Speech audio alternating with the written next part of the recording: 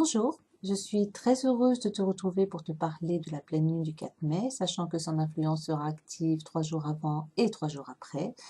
Cette pleine lune du 4 mai se passe sur le signe du Scorpion et c'est le signe du zodiaque qui est régi entre autres par Pluton.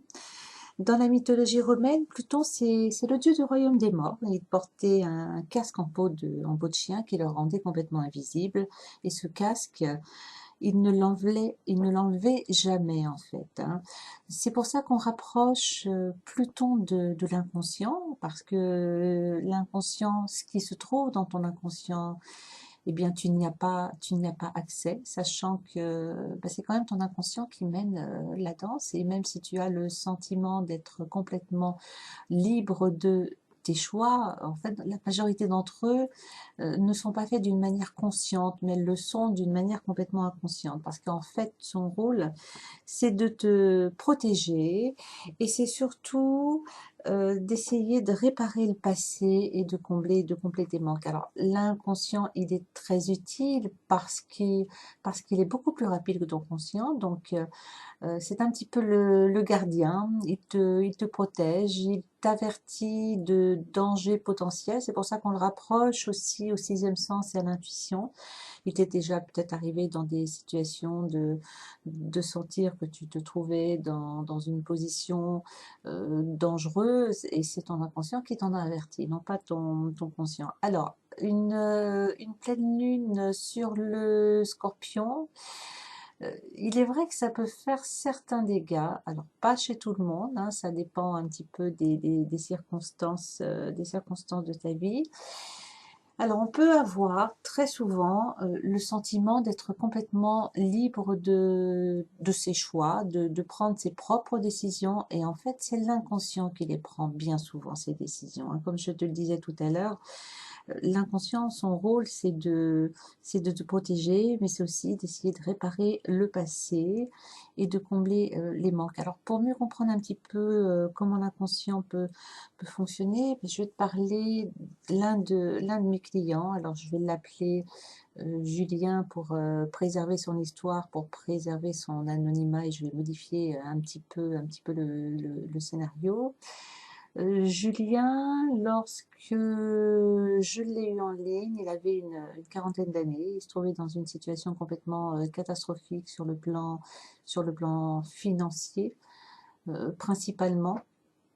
Procédure de divorce assez compliquée, qui durait déjà depuis un certain temps, des dettes qui se sont accumulées, une impossibilité à gérer correctement son quotidien, ses déclarations d'impôts, il les remplissait jamais en temps et en heure, il oubliait toujours de payer ses factures, il oubliait de remplir et d'envoyer ses papiers aux diverses administrations. Et en fait, en revisitant un petit peu le passé de Julien, il s'avère que lorsqu'il avait une petite dizaine d'années, eh bien, sa maman a quitté le domicile conjugal, et donc il a été élevé par son père. Alors Julien, très jeune, puisqu'il avait 18 ans, a fait une rencontre amoureuse. Il s'est marié avec cette personne. Il s'agissait d'une femme qui était beaucoup plus âgée que lui, et à ce moment-là, si quelqu'un lui a posé la question, à savoir est-ce que c'était un choix librement consenti de s'engager dans cette relation amoureuse, Julien aurait répondu oui, qu'il était follement amoureux de cette personne. Et en fait, eh bien, c'est son inconscient qui a fait ce choix amoureux et non pas son conscient. Il se trouve que le manque de la mère, qui a été certainement refoulé et complètement occulté, donc a été projeté sur sa vie d'adulte, puisqu'en jetant son dévolu sur une femme qui était beaucoup plus âgée que lui, et en plus qu'il a complètement pris en charge, parce que pendant ces 20 ans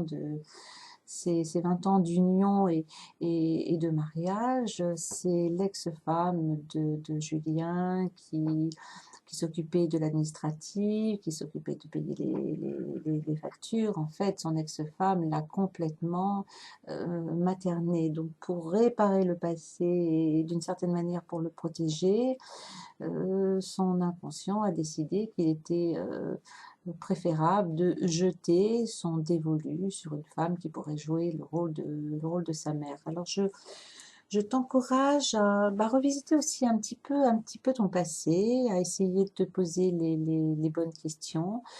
As-tu le sentiment, que ce soit sur le plan amoureux, professionnel ou autre, d'avoir vraiment choisi ta voie? Est-ce que ça serait pas ton inconscient par hasard? Alors c'est absolument pas condamnable, mais il est vrai que lorsqu'on arrive dans des phases de pleine lune, surtout avec une pleine lune en Scorpion, sachant que le rôle de la pleine lune, c'est de mettre en lumière, c'est d'éclairer justement ce qu'on veut pas voir, et là en l'occurrence ce qui est plutonien, à savoir ce qui est caché. C'est vrai qu'une pleine lune peut générer des prises de conscience et des remises en question majeures, puisque son rôle c'est de nous réveiller, mais parfois pour nous réveiller, on peut être confronté à des situations extrêmement difficiles, des situations qui peuvent même être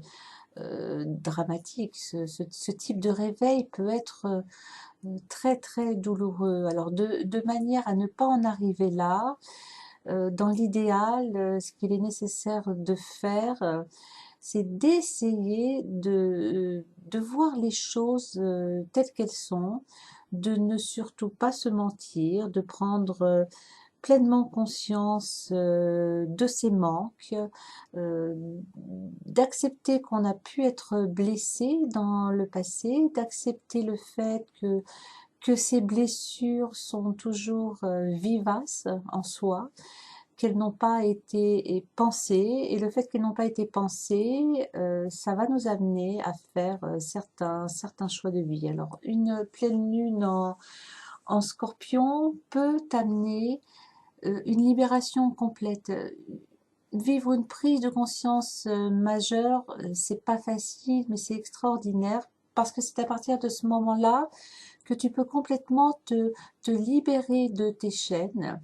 Alors, sachant que à la base, le but de l'existence, c'est de grandir, c'est d'évoluer, c'est de prendre son essor, c'est d'entrer dans des périodes d'expansion, c'est de s'individualiser, c'est de se développer. Mais on ne peut pas le faire si on a toujours cet attachement au passé, à savoir si on a toujours en soi des blessures, qu'on ne prend pas la responsabilité en fait de penser, parce qu'il est vrai que tout ce qui est douloureux, on a envie de mettre ça un petit peu de côté, surtout lorsqu'il s'agit des blessures de l'enfance, sachant que le passé, il est révolu, il est derrière soi, il est certain qu'on ne peut pas revenir dessus, mais ce passé continue à être extrêmement vivant en nous, puisque le passé, il va conditionner une grande majorité de nos choix de vie, que ce soit des choix amoureux, que ce soit des choix professionnels. Si tu vas sur mon blog, donc cette vidéo, je l'ai illustrée d'un petit article, et je te parle également du cas d'une personne avec un passé qui n'a pas été compliqué, je dirais, mais qui a quand même conditionné sa vie professionnelle, et il s'avère qu'elle n'est absolument pas dans sa voie, cette personne, hein. Tu en sauras plus en te rendant sur mon blog. Alors pour conclure, il n'y a absolument pas lieu de s'alarmer avec une pleine lune en Scorpion. Elle va simplement jeter la lumière sur certaines choses qui sont dans l'ombre. Ça va te permettre de prendre conscience de pas mal de réalités. Ça peut être plus ou moins douloureux, donc ça dépend bien évidemment de ton histoire personnelle, de ton parcours de vie. Alors il y a des personnes qui sont beaucoup mieux armées que d'autres, hein, pour faire face d'une manière constructive à une pleine lune en Scorpion, notamment les personnes qui ont une dominante plutonienne sur leur carte du ciel, les natifs du Scorpion, les personnes qui ont un ascendant sur le Scorpion par exemple. Alors si ce n'est pas ton cas, cela ne veut absolument pas dire que tu ne seras pas en mesure de gérer une pleine lune en Scorpion. Tu seras tout à fait en mesure de le faire à partir du moment où tu accepteras de faire preuve de lucidité, d'honnêteté vis-à-vis de toi-même. En fait, retiens que avec une pleine lune en Scorpion, il est préférable de cesser de se mentir à soi-même, parce que dans le cas contraire, la réalité nous rattrape toujours un jour ou l'autre, et c'est très souvent le cas lorsqu'une pleine lune se positionne sur le signe du Scorpion. Alors, ça sera tout pour cette nouvelle lune. Donc, je te mets le lien, pas sous la vidéo, mais sous le petit encart qui se trouve au-dessous. Tu pourras te rendre directement sur l'article, sur cette pleine lune, où je développe davantage les choses par rapport à cette vidéo. Alors, je te souhaite une bonne lecture, en espérant que cette pleine lune en Scorpion te sera profitable, qu'elle te permettra d'avancer, de comprendre certaines choses, d'éclairer tes zones d'ombre et surtout de vivre mieux. Très belle journée et à bientôt.